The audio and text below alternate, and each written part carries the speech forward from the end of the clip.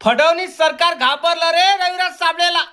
म्हणून फडणवीस सरकारनं पोलिस पाठवले की तू व्हिडिओ बनवू नको, शेतकऱ्याचा आवाज करू नको, गरीब गरजूंचा आवाज करू नको.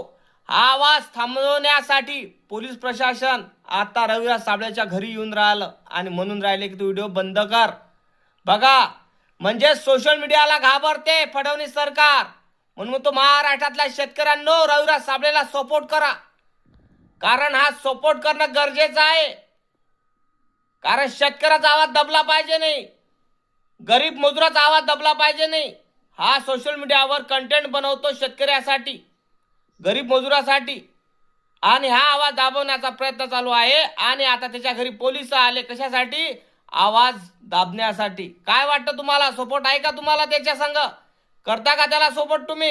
रविराज साबळेच्या पाठीशी कोण कोण आहे? कमेंट करून तुम्ही फॉलो करा, शेअर करा व्हिडिओ.